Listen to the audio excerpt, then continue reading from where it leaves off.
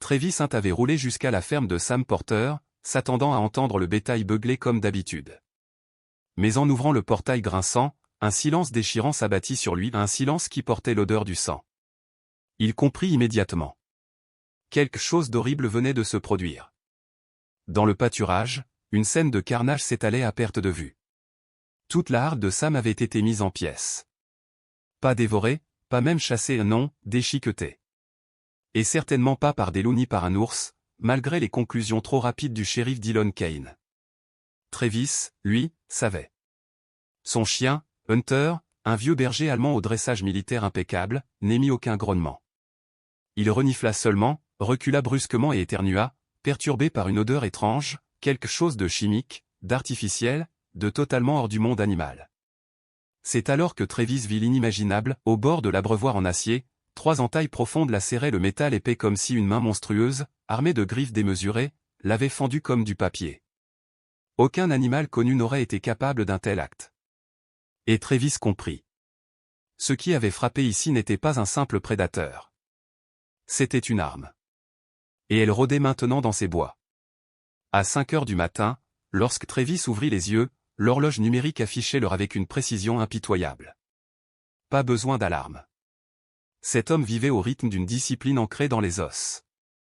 Dans sa cabane enfouie au cœur du Panhandle du nord de l'Idaho, l'air glacial rendait chaque respiration visible, un brouillard gris qui s'évanouissait dans la pénombre précédant l'aube.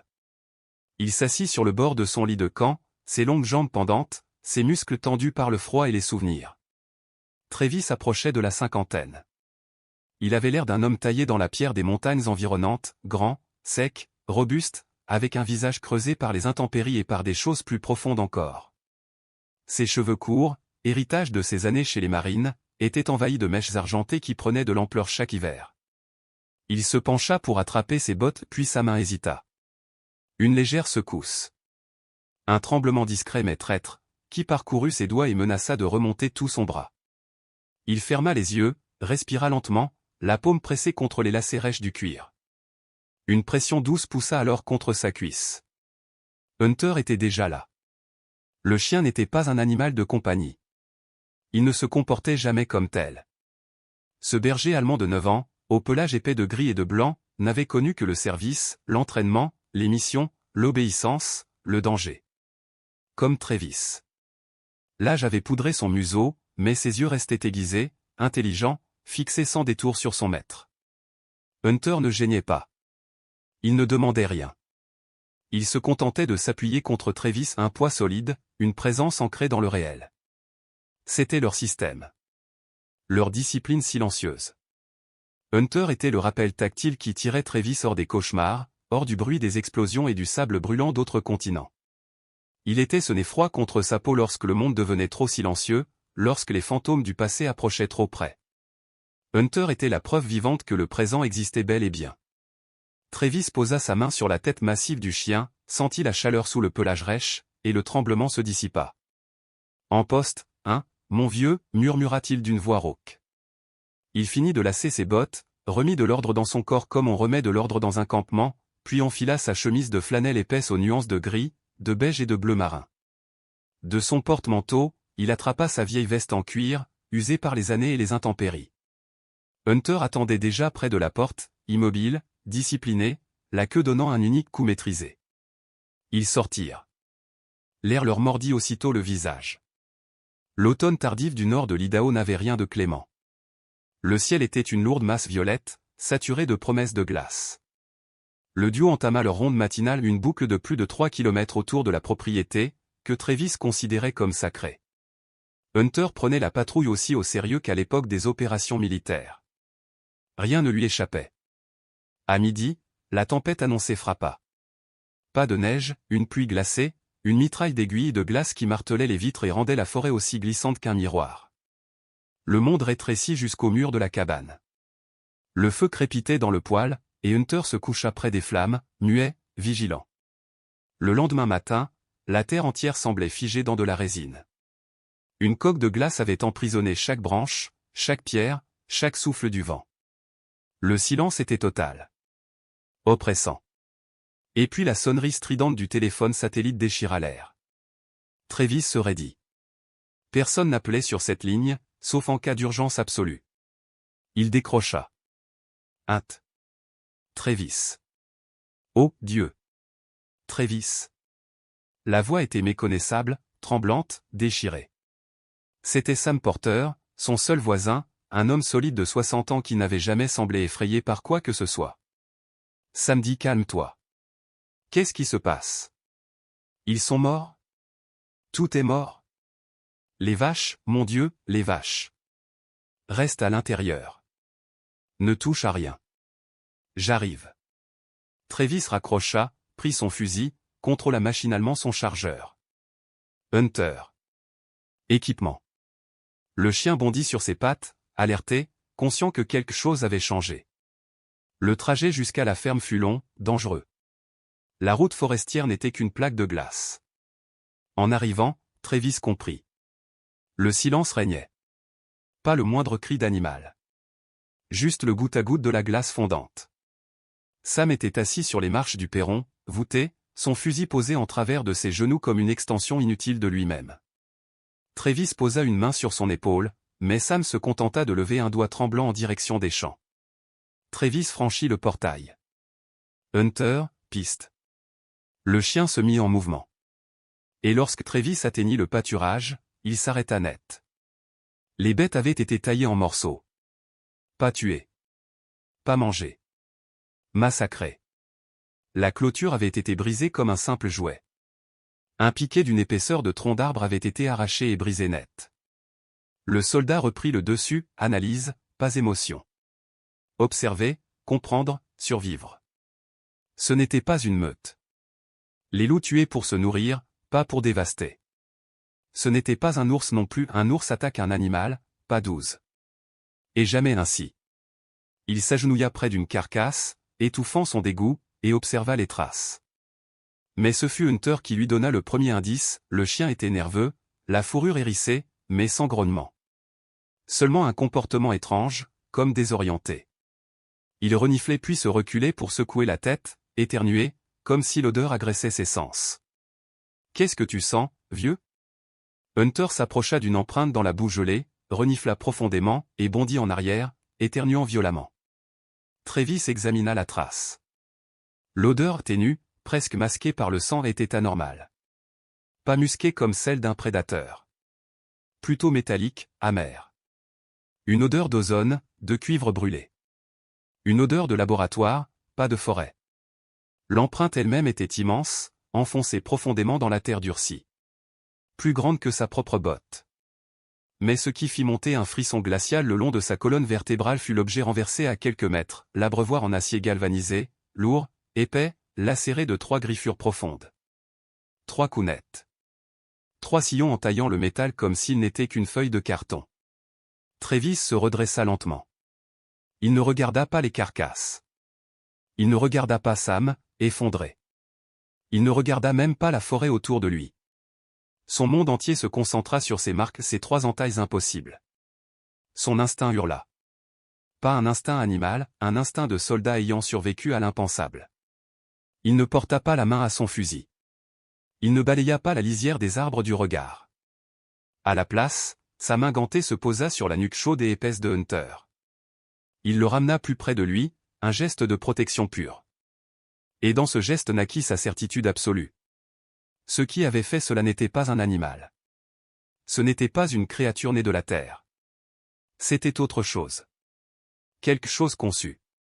Quelque chose dangereux. Et maintenant, cette chose était dans ses bois. Il baissa les yeux vers Hunter, le seul être vivant qui donnait encore un sens à son existence. Et il comprit. Ce qui venait d'entrer dans sa vie ne menaçait pas seulement la région, ni même les humains. Non. Cette chose menaçait l'unique être qu'il ne pouvait pas perdre. Son dernier lien à un monde brisé. Et Travis sentit une peur qu'il n'avait plus éprouvée depuis des années, une peur froide, pure, absolue, prendre racine dans sa poitrine. Travis ne resta à la ferme de Sam Porter que le temps nécessaire pour s'assurer que l'homme âgé avait retrouvé un semblant de sécurité à l'intérieur de sa maison. Sam s'était laissé tomber sur une chaise, ses doigts crispés autour d'une tasse de café fumant, les yeux vides, hagards, comme si son esprit flottait encore dans les lambeaux d'horreur qu'il venait de vivre. Travis fit l'appel, donna les détails d'une voix calme mais tendue, puis il prit position dehors, dos à la maison, Hunter solidement assis à son pied. Ensemble, l'homme et le chien scrutèrent la ligne d'arbres, une cicatrice sombre et inquiétante découpée contre le ciel d'un gris glacé. Rien ne bougeait. Rien ne respirait. Le silence semblait lui-même retenir son souffle. 1 heure plus tard, le gravier de l'allée gémit sous les pneus d'un véhicule du shérif. Shérif Dillon Kane en sortit, le visage marqué par la fatigue d'un homme chargé de surveiller plus de 2000 milles carrés de nature sauvage avec seulement 6 adjoints.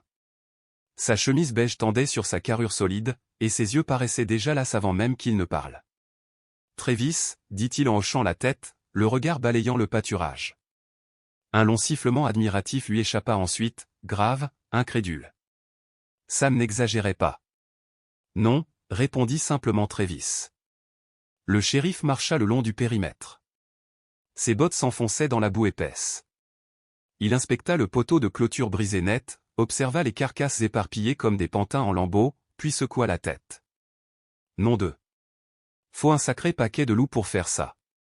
Et affamé, en plus. J'ai jamais vu une meute se déchaîner comme ça. Ce ne sont pas des loups, dit Travis, sa voix aussi froide que l'air du matin. Dillon Kane s'arrêta, surpris. Il connaissait Travis, connaissait son passé, ses compétences, les choses qu'il avait affrontées. Mais pour lui, cela restait l'Idaho, pas l'Afghanistan. Travis. Je sais ce que tu penses. Tu te dis que ça pourrait être un ours, peut-être un cougar. Mais un ours n'aurait jamais fait ça. Et un cougar ne brise pas un poteau comme ça. C'est une meute de loups, une grosse, agressive. Rien d'autre n'explique. Quel genre de loup laisse des traces comme celle-là, Dillon? Le shérif plissa les yeux en direction de l'abreuvoir métallique. Il se gratta la mâchoire, mal à l'aise. Peut-être que le tracteur l'a accroché, ou que Sam l'a endommagé et qu'il ne s'en souvient plus. Et les griffures, répliqua Travis. Kane haussa les épaules, esquivant la logique. Écoute, je vais faire le rapport. Appelez la surveillance de la faune. Ils enverront une patrouille, peut-être autoriseront plus de permis de chasse. Pour l'instant, dis juste aux gens de garder leur bétail rentré et leurs animaux de compagnie à l'intérieur. Ce sont des loups, Travis. La conversation venait d'être classée, rangée dans la boîte confortable des explications logiques. Tu n'as pas senti l'odeur, demanda Travis. Quoi, l'odeur de charnier? C'est normal, vu le massacre. Non. En dessous. Une odeur chimique, comme du câblage brûlé. Hunter, comme pour confirmer, renifla, secoua la tête et éternua bruyamment, frottant son museau contre l'herbe enneigée. Le shérif soupira, exténué. Je le noterai. Maintenant rentre chez toi, Travis. Laisse-nous gérer. Travis hocha la tête. Il ne discuta pas. Il savait déjà qu'il serait seul.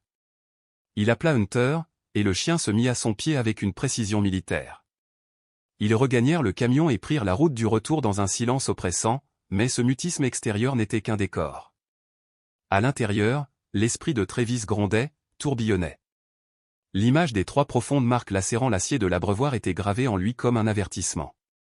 Il n'était pas curieux. Il n'était pas en colère. Il avait peur. Une peur authentique, primitive, qui lui rongeait l'estomac. Kane croyait à une meute de loups.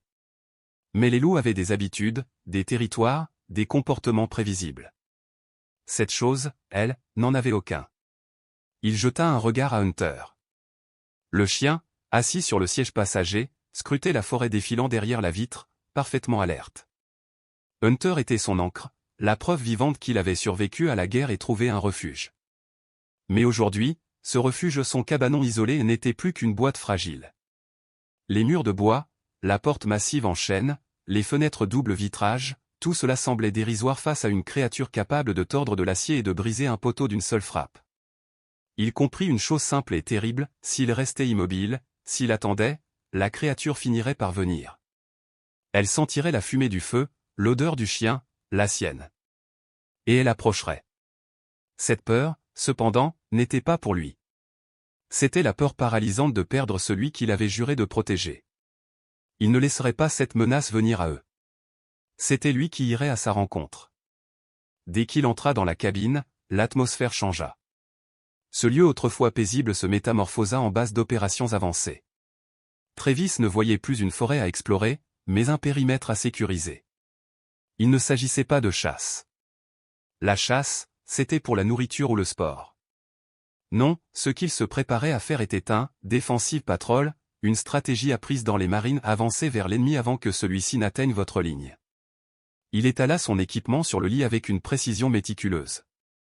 Son vieux sakilb, son kabar à la lame sombre, son kit médical modifié pour traiter autant les blessures humaines que canines, ses pastilles de purification d'eau, son monoculaire de vision nocturne. Il vérifia son fusil, même si l'arme était déjà impeccable, puis glissa 2 chargeurs supplémentaires dans sa ceinture. Enfin, il prit le harnais de Hunter. Un harnais noir, solide, renforcé d'une poignée. Hunter le vit et changea instantanément d'attitude. Sa posture se redressa, son regard se fit plus vif. Il n'était plus un chien retraité, il était en service. Travis fixa les sangles d'un geste précis, ses doigts frôlant la fourrure épaisse du chien. « Juste une promenade, mon garçon », murmura-t-il. Mais ils savaient tous les deux que c'était un mensonge. Sa mission était claire, protéger Hunter. Et pour protéger, ils devaient comprendre ce qu'ils affrontaient. Ils devaient trouver la créature avant qu'elle ne les trouve. Ils quittèrent la cabine. Travis verrouilla la porte, un réflexe inutile mais obstiné. Puis ils s'enfoncèrent vers l'est, loin de la ferme de Sam Porter, directement dans les profondeurs glacées de la forêt nationale de Canicsu. Les traces précédentes montraient que la créature avait fui dans cette direction, vers un territoire encore plus sauvage, encore moins fréquenté. Travis avançait en tête, fusil en position basse mais prêt. Son regard balayait sans cesse l'environnement, toujours entre 5 et 15 mètres devant lui la zone où les menaces surgissaient. Hunter, lui, évoluait légèrement derrière, à gauche, flairant l'air avec une concentration totale. Ce qui était le plus effrayant dans ce pistage, c'était sa facilité. La créature n'essayait pas de masquer sa présence. Des branches épaisses, cassées nettes. Le sol gelé retournait comme si un véhicule lourd avait traversé là. Et cette odeur, toujours. Une odeur mécanique, toxique, étrangère à la forêt. Hunter la trouva le premier. Après 2 heures de marche, il descendait dans un ravin sculpté par un ruisseau gelé. Soudain, le chien s'arrêta, tête haute, immobile comme une statue. Il ne grogna pas. Il émit ce même souffle perplexe qu'il avait déjà manifesté à la ferme. « Montre-moi », murmura Travis. Hunter s'approcha lentement d'un grand cèdre, là où les ronces hivernales formaient une barrière dense. Pris dans les épines, à moitié enfoui dans la boue noire, un éclat sombre dépassait. Travis s'agenouilla, son fusil toujours pointé vers l'avant. De sa main gauche, il libéra l'objet. Ce n'était pas un collier. Du moins, pas un collier conçu pour un animal ordinaire. Il mesurait près de 8 cm de large. Fait d'un polymère renforcé, mat, presque militaire. Un matériau conçu pour des machines, pas pour une créature vivante. Et surtout, il était brisé. Non pas coupé net. Fendu sous une pression interne. Comme si quelque chose d'une force inimaginable l'avait explosé de l'intérieur. Travis essuya la boue, révélant une plaque métallique rivetée. La plupart des inscriptions avaient été arrachées, griffées, peut-être volontairement effacées. Mais 2 mots étaient encore lisibles, lacérés par un marquage laser. Asset Monitor. Moniteur d'actifs. La vérité lui tomba dessus comme un poids de pierre. Ce n'était pas un animal perdu. Ce n'était pas une aberration de la nature. C'était un actif. Une propriété. Une chose créée, enfermée, contrôlée, puis échappée. Il glissa le morceau de polymère dans sa poche. Hunter surveillait toujours leurs arrières, parfaitement conscient que quelque chose d'autre se trouvait maintenant dans cette forêt. Car si cette créature était un actif, alors elle avait un propriétaire. Et ce propriétaire venait forcément la chercher. Travis sentit le froid mordre plus profondément, comme si la forêt elle-même comprenait l'ampleur de ce qu'il venait de découvrir. La créature n'était pas leur seul ennemi. Il y en avait d'autres, ailleurs dans ces bois. Et eux aussi étaient en chasse. L'air du ravin se refermait autour d'eux comme une cage invisible. Dense, lourd, saturé d'humidité froide, il pesait contre les tympans de Travis jusqu'à étouffer le moindre bruit. Même le murmure du ruisseau tout proche semblait venir d'un autre monde, lointain, avalé par un silence absolu. Un silence trop complet pour être naturel. Accroupi dans la boue glacée, Travis tournait entre ses doigts la pièce métallique qu'il venait de trouver. Il en jaugea le poids plus lourd qu'il aurait dû l'être, la texture mate, la fabrication indéniablement militaire, mais d'une origine qu'il ne parvenait pas à identifier. Aucun marquage. Aucun indice. Un objet conçu pour ne rien révéler. Il sentit immédiatement que ce morceau de métal n'avait rien à faire ici, dans ces bois, dans cette gorge oubliée du monde. Hunter, qui explorait quelques mètres plus loin, se figea soudain. Ce n'était pas l'arrêt vif et précis d'un chien ayant flairé un cerf, un ours ou un intrus ordinaire. Non.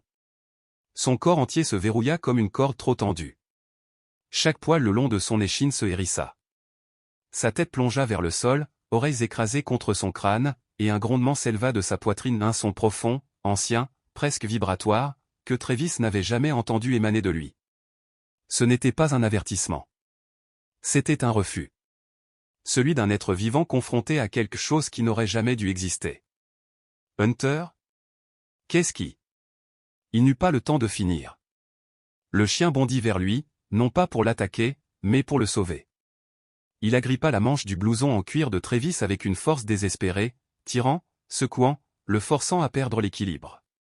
Travis glissa, bascula en arrière et s'écrasa derrière un immense tronc couché, couvert de mousse détrempée. L'impact lui coupa le souffle. Hunter, qu'est-ce que? Le chien s'était déjà aplati contre lui, tremblant de tout son corps, la tête enfouie sous son bras, mais muet à un silence de terreur pure. Ses yeux fixaient la brume devant eux, grands, brillants, frémissants. C'est alors que Travis l'entendit. Ce n'était ni la course feutrée d'un loup, ni la marche lourde d'un ours. Cela n'avait rien d'un rythme animal.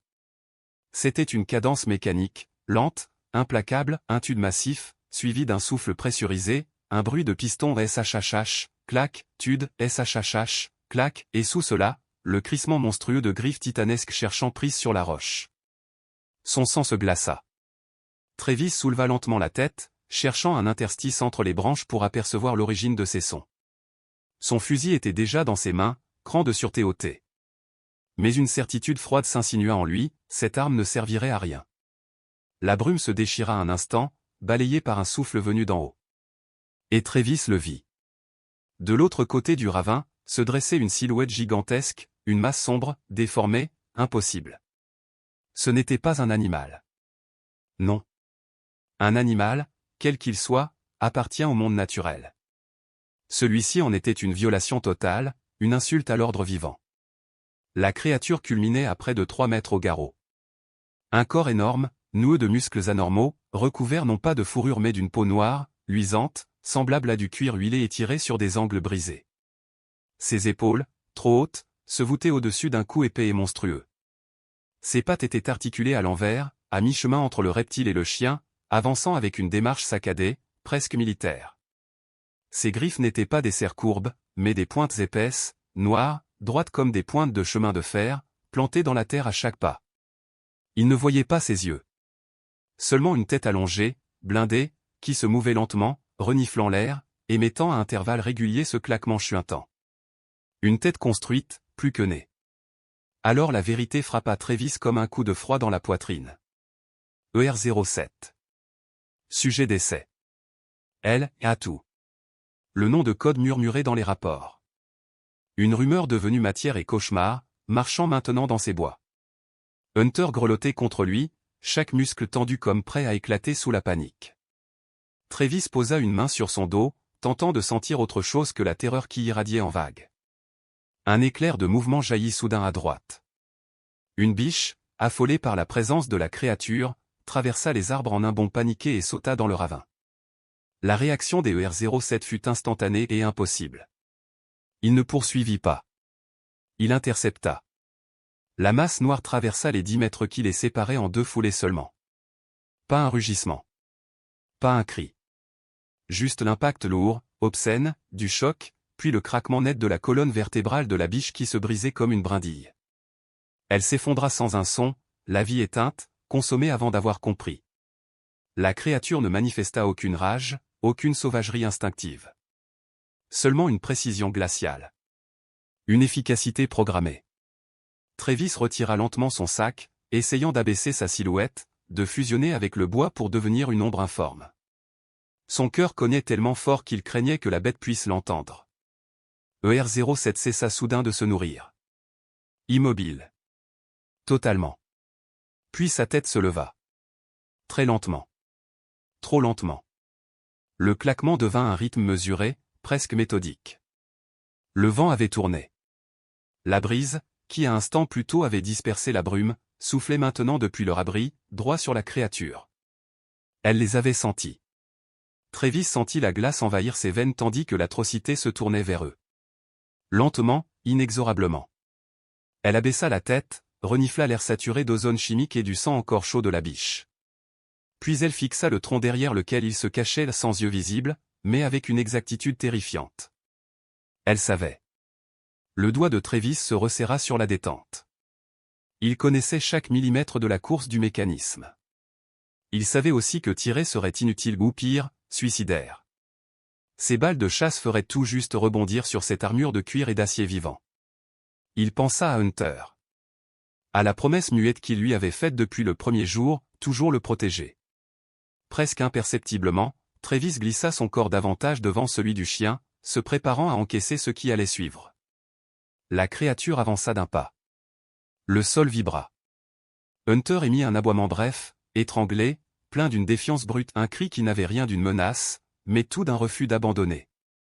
Travis posa immédiatement sa main sur sa gueule pour l'étouffer. ER07 s'arrêta. Il inclina la tête. Un geste analytique. Calculateur. Il semblait évaluer. Le repas certain, la biche. L'inconnu, caché. Après un long moment où le temps lui-même sembla se figer, la créature conclut son calcul. Elle choisit l'efficacité. Soit il n'était pas une menace, soit il n'était pas son objectif. Un grondement grave, presque infrasonique, vibra dans la poitrine de Travis. La bête cliqueta une dernière fois, un son bref, sec, de mandibles se refermant. Ce n'était pas un avertissement. C'était un rejet. Une simple notification. Non prioritaire. Non essentiel. Ignoré. Elle leur tourna le dos, saisit la carcasse de la biche dans ses mâchoires et escalada la paroi opposée du ravin comme si elle ne pesait rien. En quelques secondes, elle disparut dans la brume, laissant derrière elle une odeur d'ozone, de sang, et des empreintes impossibles dans la boue. Travis ne bougea pas. Pas une respiration. Pas un battement de cils. Il resta ainsi jusqu'à ce que les bruits rythmés s'éteignent totalement, absorbés par la forêt. Jusqu'à ce que la brume retombe doucement, refermant le ravin comme si rien ne s'était passé. Ce n'est qu'alors qu'il expira. Un souffle tremblant, visible, presque douloureux. Ses mains secouées par un tremblement violent. Il baissa les yeux vers Hunter. Le chien, encore crispé, releva doucement la tête et lui lécha la main, un geste simple, mais empli d'une reconnaissance silencieuse et d'une peur partagée. « Bon garçon !» souffla Travis, la voix brisée. « Bon garçon, Hunter !» Il laissa sa tête retomber contre le tronc humide, sentant l'humidité glaciale traverser sa veste. Il avait tout sous-estimé. Tout. Il était venu en pensant affronter un prédateur échappé, une anomalie biologique. Mais ER07 n'était pas un animal évadé. C'était un système d'armement. Actif. Opérationnel. En mode chasse. Dans ces bois. Travis demeura encore 10 longues minutes sans bouger, figé par une paralysie venue du plus profond de lui. Une sueur froide ruisselait dans son dos malgré le gel. Ses doigts tremblaient si fort qu'il ne pouvait même plus refermer complètement sa main. Hunter le fixait, attendant un signal, une direction, un simple mot.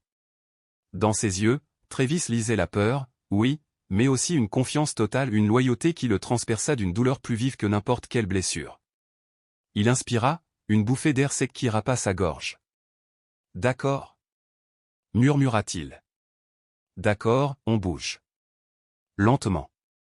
On y va. » Reculer par le chemin emprunté était impossible. Le passage était désormais contaminé par la présence de la créature. La suivre était impensable. Il ne restait qu'une seule option, gravir la crête du ravin et emprunter la route la plus longue, mais aussi la plus sûre. Travis posa une main sur l'épaule de son chien. Puis ils commencèrent à ramper. Lentement. Très lentement. vers un monde qui, en l'espace d'une minute, avait cessé d'être le leur. Ils avaient choisi un itinéraire détourné pour regagner la cabane, un détour qui rallongeait leur marche de presque 3 kilomètres, mais c'était la seule option que Travis jugeait sûre. Sans un mot, il donna à Hunter un signal discret de repli, une lente ondulation de la main, paume vers le sol, signifiant silence et furtivité. Alors, ils devinrent des ombres. Ils reculaient à 4 pattes, glissant sur la roche glacée sans jamais se redresser. Chaque branche qui craquait sous la semelle de Travis résonnait dans le silence saturé de brume comme un coup de tonnerre. Le monde entier semblait retenir son souffle. Hunter, lui, était admirable. Une créature forgée pour cet instant. Il avançait sans bruit, ses coussinets trouvant instinctivement les zones les plus stables entre la mousse, la pierre et les feuilles détrempées. Tout son corps n'était qu'un long ruban d'ombre gris et blanc, fluide, discipliné, presque irréel dans la pâleur de la brume. Ils atteignirent enfin la crête, où un rempart épais de pins et de sapins formait une barrière protectrice. Travis sentit une part infime de la tension quitter ses épaules, pas disparaître, seulement se rétracter de quelques millimètres comme si les arbres même lui offraient leur protection. Sur le sentier à découvert, il s'était senti nu. Ici, au cœur du couvert forestier, l'ombre redevenait alliée. Il se redressa prudemment, son fusil tenu en position basse mais prêt à remonter en une fraction de seconde. Il avança, cherchant à mettre davantage de distance entre lui et le lieu du carnage. La brume l'avantageait autant qu'elle le condamnait, elle masquait leurs traces, mais limitait sa vue à quelques mètres. Il pouvait surgir face à un autre danger avant même de comprendre ce qu'il voyait. Il devait se remettre entièrement à Hunter. Ils avaient parcouru peut-être 1 kilomètre, luttant contre une pente raide où pierre et neige se mêlaient traîtreusement, lorsqu'Hunter s'arrêta net. Ce n'était pas l'arrêt paniqué d'avant, celui déclenché par l'approche de la créature. Non. C'était autre chose, une immobilité absolue, glaciale, professionnelle.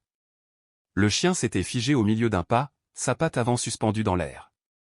Sa tête s'était inclinée, ses oreilles pivotant comme 2 antennes de précision, captant un son que Travis ne percevait pas encore. Puis Hunter se coucha à plat ventre, son corps fondant dans la neige et la terre, adoptant la posture d'observation silencieuse qu'on ne lui avait jamais appris mais qu'il semblait connaître par instinct. Travis se laissa tomber derrière un gros rocher couvert d'un voile de neige. Il tira Hunter contre lui, son propre souffle suspendu. D'abord, il ne perçut que le ruissellement régulier de la glace fondue tombant des branches. Puis la brume tourbillonna légèrement, et un son se détacha. Un grésillement électronique. Discret. Aigu. Le claquement caractéristique d'une radio. Un murmure humain lui parvint ensuite, étouffé mais indéniable. Puis un autre bruit, le cliquetis précis et sec du métal contre le plastique. Enfin, un ensemble de pas, plusieurs écrasant le gravier humide du lit de la rivière en contrebas. Le cœur de Travis, qui battait comme un marteau depuis des heures, sembla s'arrêter net. Il n'était pas seul. Et ces hommes-là n'étaient certainement pas des randonneurs. Il glissa un œil à travers une fente étroite entre 2 rochers. 4 hommes avançaient dans la ravine. 4 silhouettes noires, menaçantes, sans un bruit inutile. Ils n'avaient rien à voir avec lui. Travis, lui, portait du cuir, de la flanelle, une carabine à verrou. Il avait les allures d'un homme que le monde avait laissé derrière lui. Eux, c'étaient des spectres issus d'un autre temps, d'une guerre moderne, d'un futur sans visage. Ils portaient des combinaisons tactiques noires, sans aucun motif de camouflage, des tenues pensées pour opérer dans la pénombre. Leurs casques, d'un design moderne, étaient dotés de systèmes de communication intégrés et de supports pour optiques multilentilles rabattues. Leurs armes étaient courtes, sobres, noires, équipées de silencieux et de lunettes avancées. Travis reconnut les gestes. Les postures. Les angles de couverture. Ce n'étaient ni des soldats, ni de la police. C'étaient des opérateurs. Niveau Tier 1. Des hommes payés pour faire ce que les gouvernements n'osaient pas assumer publiquement. Ils avançaient en formation diamant, chacun couvrant soigneusement un secteur. Une chorégraphie mortelle. Travis connaissait chaque mouvement, il l'avait enseigné, pratiqué, perfectionné. L'un d'eux passa un rayon de vue sur la crête où Travis se cachait. Sur son gilet apparaissait un écusson noir sur noir, un bouclier stylisé. Aegis. Le nom s'imposa dans l'esprit de Travis comme une détonation silencieuse. Une société militaire privée réputée pour ses missions clandestines, ses interventions déniables, ses nettoyages discrets. Le chef s'accroupit près des restes de la biche. Il tenait un appareil semblable à une tablette renforcée. Ses yeux passaient de l'écran au sol, analysant les traces. Les empreintes sont nettes. Sa voix, parfaitement distincte malgré l'humidité dans l'air, résonna jusqu'à Travis. L'atout se déplace vers le nord-est. Rythme stable. Nous sommes à 2 clics derrière. Un autre homme répondit, la voix déformée par son micro. Reçu, Blake. Quartier général demande confirmation, récupération ou élimination? Le chef Blake n'hésita pas une seconde. Le collier est hors ligne. Il a rompu le confinement secondaire. Ordre de neutralisation. Tous protocoles autorisés. Trouvez-le. Tuez-le. Neutralisation. Atout. Élimination. Les mots frappèrent Travis en pleine poitrine. Le dispositif brisé qu'il avait trouvé n'était pas un simple tracker. C'était un collier. Une laisse numérique. Et elle avait cédé. Ces hommes n'étaient pas venus pour capturer la créature. Ils étaient là pour l'effacer. Pour éliminer toute trace d'elle et de ce qu'elle représentait. Une peur glaciale, bien plus pénétrante que la brume, s'empara de lui. Son inquiétude jusqu'ici focalisée sur la bête se dédoubla brutalement. Car il comprit une vérité terrifiante. La créature n'était pas la seule arme présente dans ces bois. Ces hommes l'étaient aussi. Des armes humaines, disciplinées, entraînées, létales. La bête avait ignoré Travis lors de leur première rencontre. Ces hommes, eux, ne l'ignoreraient pas. Dans leur monde, un monde que Travis avait quitté mais qui ne l'avait jamais réellement laissé partir, il n'existait que 2 catégories. Les actifs et les menaces. Un ancien marine caché dans les rochers, témoin involontaire d'une opération clandestine. Il n'était pas un civil. Il n'était pas neutre. Il était une variable incontrôlée. Un témoin de trop. Un problème à éliminer. Alors l'univers bascula. Les arbres se dissolvèrent.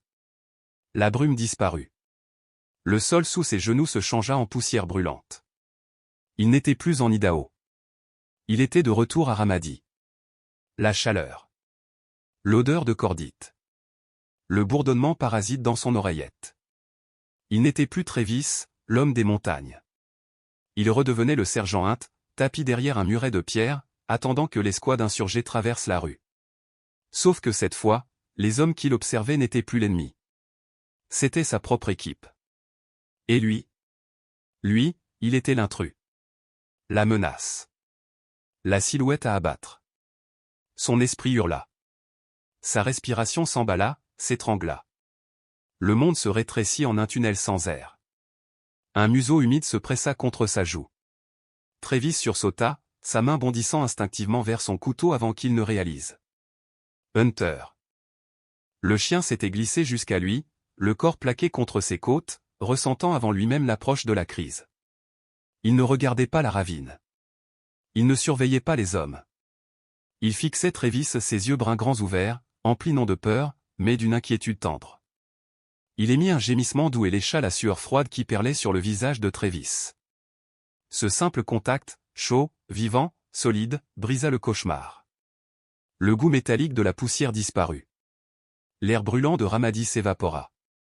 Il ne resta que l'humidité de la terre, l'odeur de la forêt, la fourrure mouillée d'un chien fidèle. Travis relâcha lentement son arme. Il posa sa main sur la tête d'Hunter. Un poids énorme l'écrasa soudain, la culpabilité. Hunter n'était jamais censé revivre tout cela. Travis l'avait amené dans ces montagnes pour qu'il oublie les sirènes, les explosions, les couloirs imbibés de produits chimiques. Il voulait qu'Hunter redevienne un chien, simplement un chien, libre, en paix. Et maintenant, par sa propre paranoïa, par ses habitudes de soldat incapable d'abandonner ses réflexes, il l'avait ramené au cœur d'un champ de bataille. Un champ de bataille à 3 factions. La créature. Les hommes noirs. Et eux. Quand l'équipe Aegis disparut enfin dans la brume, suivant les traces de la bête, Travis attendit. 10 minutes. 15. 20. Chaque seconde pesait comme une enclume. Puis il donna le signal du repli silencieux. Ils rampèrent de nouveau, s'éloignant de la ravine, fuyant les opérateurs aussi sûrement qu'ils fuyaient le monstre, s'enfonçant dans un bois qui, soudain, ne ressemblait plus à un refuge mais à un labyrinthe mouvant d'ombre et de menaces. Le retour jusqu'à la cabane se déroula en apnée, dans un mélange d'adrénaline, de honte et de lucidité. Travis avançait par réflexe, trop vidé pour penser. Hunter marchait un peu en avant, revenant à intervalles réguliers pour vérifier son état. Le chien sentait son malaise profond, sa tension, cette onde nerveuse qui traversait tout son corps comme un frisson continu. Quand ils atteignirent enfin la cabane, Travis referma la porte d'un geste brusque et fit glisser le verrou. Le bruit lourd du pen aurait pu être rassurant, mais ce soir-là, il n'apporta rien. C'était comme tenter de se protéger d'un séisme en claquant une fenêtre. Hunter, épuisé, s'effondra sur son tapis près du poêle froid. Mais même couché, même haletant, il ne quittait pas Travis des yeux. Et Travis, lui, arpentait la pièce de la fenêtre à la porte, prisonnier de ses pensées sombres, conscient qu'une vérité implacable venait de s'installer. Il n'était plus seul dans ses bois. Et la chasse venait de changer de camp. Il serrait et desserrait les poings, non pas prisonnier de sa cabane, mais captif des deux menaces qui rôdaient dans ses bois, elle, Atou, échappée au contrôle de ses créateurs, et l'équipe Aegis lancée à sa poursuite. Travis savait qu'il ne pouvait plus attendre. Ce terrain ne relevait pas d'une stratégie, c'était une condamnation. Lui et la créature étaient maintenant deux dossiers ouverts, deux problèmes à éliminer et il savait très bien lequel les nettoyeurs supprimeraient en premier. Pour survivre, il lui fallait des informations. Ses soupçons s'étaient lentement cristallisés, désignant la seule cible logique, Syntac Dynamics. Le complexe n'était qu'un assemblage clinique de bâtiments aveugles, sans fenêtres, dressés sur une parcelle de forêt rasée au bulldozer. 12 miles plus loin, enfoui dans les collines, il tenait du secret d'État déguisé en ferme expérimentale. L'histoire officielle parlait de « recherches agricoles ». Personne n'y croyait.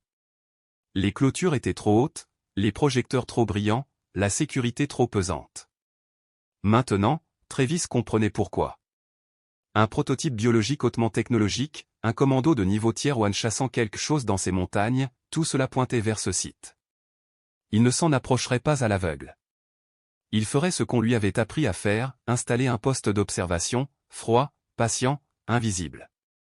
Il commença à préparer un nouveau sac.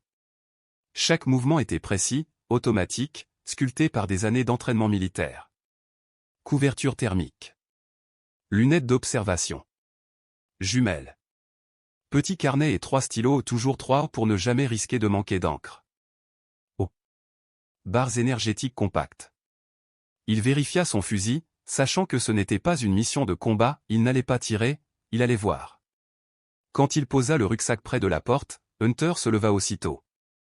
Le chien avait compris. Son regard vif parlait pour lui, ordre ? Mission ? Je suis prêt. Son épaisse queue donna un unique coup sec contre le sol.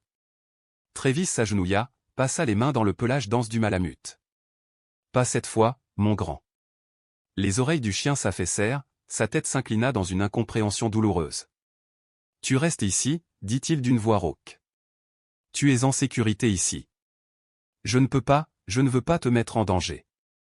Pas encore. Hunter poussa un gémissement bas, un son chargé de doute, et enfonça sa tête contre la poitrine de son maître. Là se trouvait le cœur du supplice, Hunter était son ancre, la seule chose qui apaisait les tremblements, les flashbacks, les orages internes. Partir en mission d'observation de 24 heures sans son chien de soutien, c'était, pour Travis, le défi émotionnel le plus brutal depuis son départ de l'armée. Il choisissait de se confronter seul à ses démons, dans un froid mordant, pour la sécurité de son compagnon. Garde la maison, ordonna-t-il d'un ton formel. C'était la seule commande que le chien obéissait toujours avec réticence, mais obéissait quand même. Hunter recula à contre-cœur, s'allongea sur son tapis, posa la tête sur ses pattes. Ses yeux suivaient Travis avec un regard de trahison muette, immense, bouleversante. Travis épaula son sac, sortit. Le déclic du verrou, lorsqu'il ferma la porte derrière lui, résonna comme une séparation définitive. Son seul renfort restait derrière. Il marcha 2 heures, évitant soigneusement le ravin. Il emprunta un sentier de gibier qui serpentait sur le flanc d'une montagne voisine. Avant la tombée du jour, il trouva son point d'observation, un éperon rocheux élevé, noyé sous un toit de branches de pin, parfait pour rester invisible. La vue était sans appel, Syntac Dynamics, cicatrice de béton et d'acier lacérant une étendue sauvage intacte. Une première clôture de 3 mètres, Chainlink, surmontée de barbelés rasoirs, formait le périmètre. Plus près des bâtiments, Une seconde clôture plus épaisse, métallique, électrifiée, protégeait le cœur du complexe. Des structures blanches, aseptisées, sans fenêtres, se massaient autour d'un bâtiment central énorme, vibrant du grondement continu des générateurs. Des projecteurs froids découpaient la nuit en un jour artificiel, cruel et implacable. Travis installa sa lunette et la pointa vers la porte principale. Il commença à observer. La nuit fut un enfer particulier. Le froid pénétrait jusqu'aux os. Chaque craquement de branches gelées, chaque ululement d'une chouette le traversait comme une décharge d'adrénaline. Sans la présence rassurante de Hunter, son PTSD se réveillait, vorace. Les ombres dans la forêt prenaient la silhouette déformée de la créature. Le bourdonnement des générateurs résonnait comme le cliquetis mécanique entendu dans le ravin. Il s'agrippa à son carnet, à son stylo, son fil d'Ariane, se forçant à respirer, observer, noter. À ne pas sombrer. À l'approche de l'aube, les phares d'un véhicule déchirèrent la pénombre. Un minivan blanc, sans aucune inscription, s'arrêta devant le portail. Un garde en uniforme bleu pâle sortit de sa guérite. Milieu de quarantaine, un peu bedonnant, expression lasse, rien d'exceptionnel. Le van déposa 2 remplaçants. Routine. Sécurité interne minimaliste, presque négligente. Travis nota, niveau faible, complaisant. La journée glissa dans une monotonie glacée, d'autres vents blancs, quelques camions de livraison fouillés avec application, aucune anomalie. Ennui. Normalité. Stérilité. Travis dut se forcer à manger, ses doigts gourds de froid tremblant sur les emballages. Puis, à 16h30, la routine se brisa. Un véhicule différent approchait. Noir. Blindé.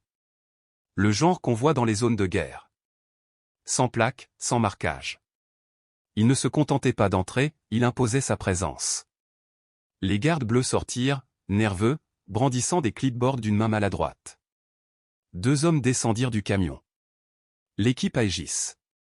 Les mêmes silhouettes noires croisées dans les bois. Les mêmes gestes tranchants, précis, arrogants.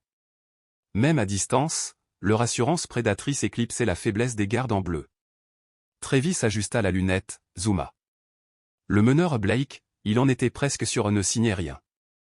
Il parlait, agressif, pointant un doigt accusateur contre le garde principal.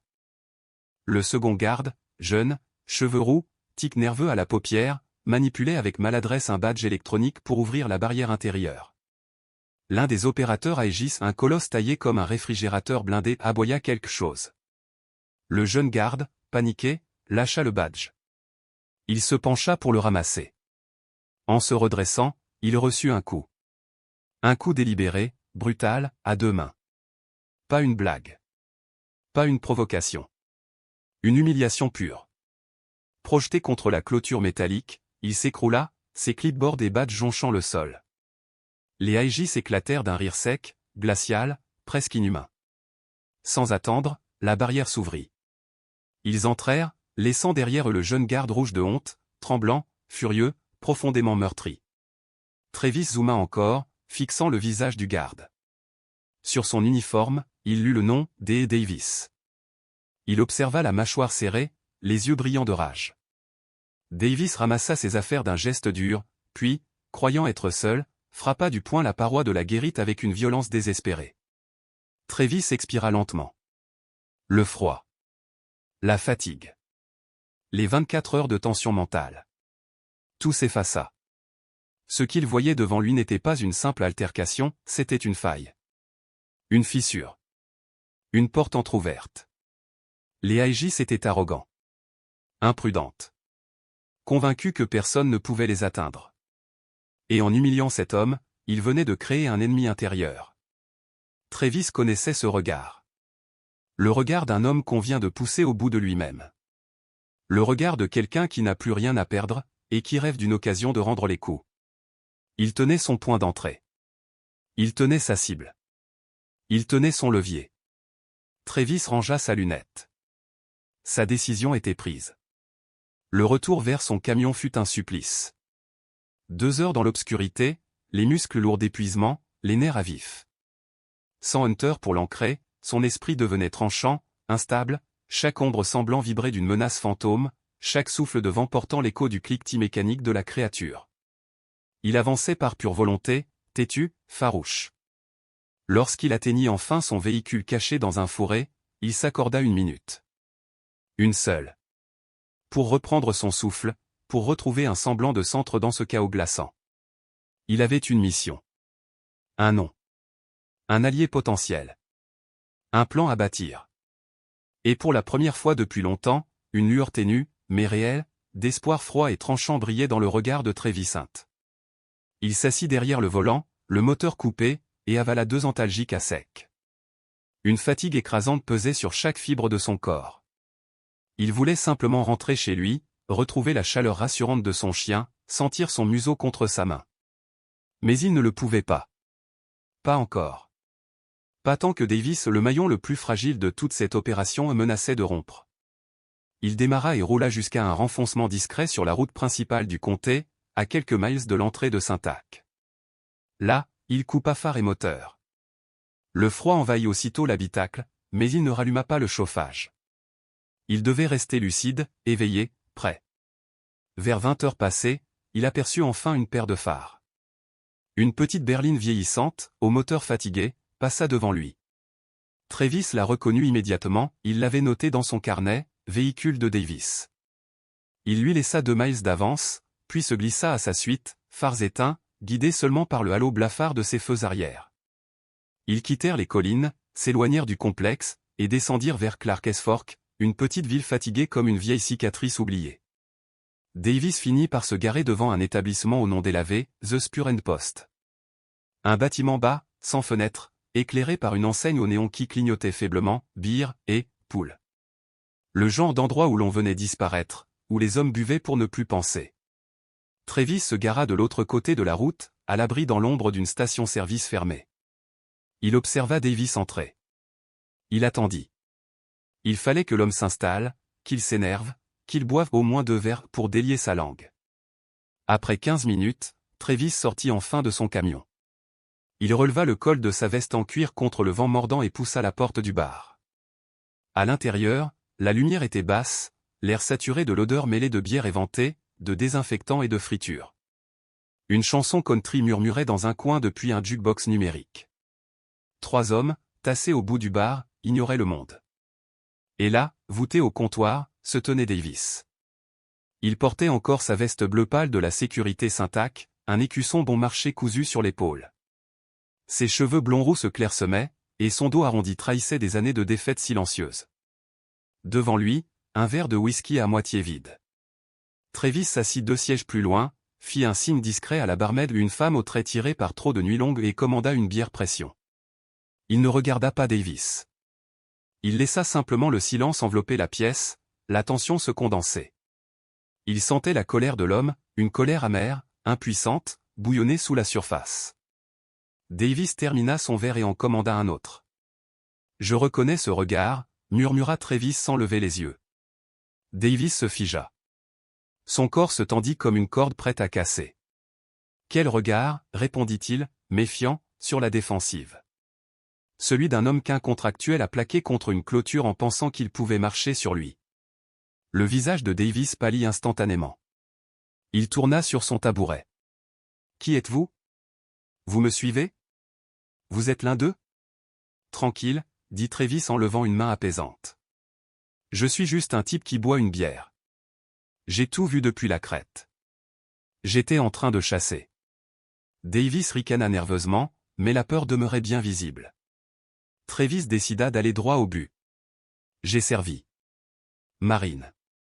Irak. 2004. Je connais les contractuels. Je connais Aegis. » Le nom frappa Davis comme une gifle. Ses yeux s'écarquillèrent. J'ai vu comment il traitait les soldats ordinaires, poursuivit Travis d'une voix posée. Comme si on était des pièces interchangeables. Comme si on était des chiens. Le mot était bien choisi. Toute la posture de Davis changea. La peur ne disparut pas, mais elle fut bientôt supplantée par sa rancœur profonde.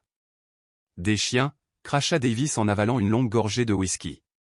C'est exactement ce qu'ils pensent. Ces salauds sont arrivés il y a 3 jours, avec leur camion noir et leurs gros flingues. Ils croient que tout leur appartient. Ils nous bousculent. Ils nous parlent comme à des robots. On garde ce foutu site depuis 5 ans et maintenant on n'est plus que des ouvre-barrières. Ils sont arrogants, acquiesça Travis. Et les hommes arrogants font des erreurs. Puis il marqua une pause. Ils sont là pour elle, à 7, pas vrai? Celui qui s'est échappé. Davis se figea, pétrifié. Le mot-clé avait touché sa cible. Il jeta un coup d'œil nerveux autour de lui. Personne n'écoutait. Comment vous savez ça? Souffla Théil. Mon voisin, répondit Travis, glacé. Sam Porter. Ou ce qu'il reste de son troupeau. Ce n'était pas un loup. Ce fut suffisant. Le barrage de peur et de frustration de Davis céda d'un coup. Il se pencha, les yeux brillants, la voix vibrante d'alcool et de panique. Un loup? Mon Dieu, c'est pas un loup. Il l'appelle, sujet 07. Projet Shimra. Je l'ai vu dans un fichier. C'est une arme biologique, mec. Ils l'ont fabriquée. Il parlait vite. Trop vite. C'est pas ça, c'est une hybridation. Intelligent. Rapide. Il le déplaçait vers une nouvelle unité de confinement. Il y a eu un problème électrique. Un surgissement de tension. Il a juste explosé ses murs. A tué 2 scientifiques comme si de rien n'était. Et puis, fini. Disparu. Et Aegis est là pour nettoyer, compléta Travis. Nettoyer? Davis éclata d'un rire sec, étranglé. Leur mot, c'est terminé. J'ai entendu l'ordre. Pas capturer. Pas ramener. Juste tuer. Et éliminer quiconque se met sur leur chemin. Quiconque sait quelque chose. Il le fixa soudain avec horreur. Oh merde. Vous l'avez vu. Et ils savent qu'il y avait quelqu'un à la ferme. Ils vont vous trouver. Et me trouver, moi, juste pour vous parler. Pas encore, répondit Travis calmement. Ils savent seulement que quelqu'un était là-bas. Pas qui. Vous devez partir, s'exclama Davis. Ils vous feront disparaître. Tous ceux qu'ils veulent. C'est perdu d'avance. Je ne pars pas, dit Travis. Cette chose est dans MES Bois. Et j'ai quelque chose à protéger. Son cœur se serra en pensant à Hunter. Je dois y aller. Je dois entrer. Davis le fixa, médusé. Entrer où? À Saint-Ac? C'est une forteresse. Vous allez vous faire tuer. Il y a des clôtures électrifiées, des capteurs de mouvement, des thermiques, tout. Toute forteresse a une faille, murmura Travis. Un égout. Une sortie de service. Un secteur où vous vous êtes relâché. Davis resta silencieux, le regard plongé dans son verre. Il réfléchissait. Et soudain, Travis le vit, l'humiliation brûlante cherchait une issue, un moyen de rendre les coups. La porte sud, dit-il finalement, sans lever la tête. L'accès aux déchets. Le point faible. Et les capteurs? Les plaques de pression au sol. Elles déconnent à cause du froid. Ça sonne en boucle toute la nuit. Les gars de la surveillance en ont marre.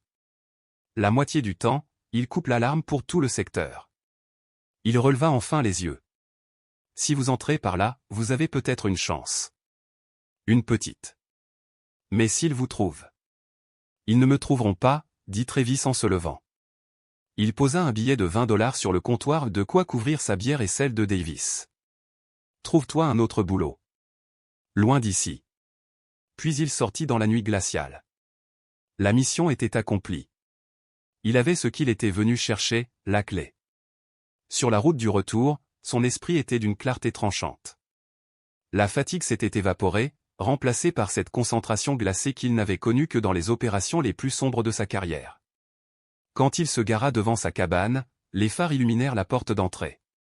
Avant même d'avoir coupé le moteur, il l'entendit, des griffes raclant frénétiquement le bois, de l'autre côté. Il ouvrit la porte. Hunter jaillit comme une flèche, masse de fourrure grise et blanche, gémissant de joie, tournant autour de lui, pressant son corps contre ses jambes. Travis tomba à genoux et enfouit son visage dans le pelage épais du chien. L'encre était revenue.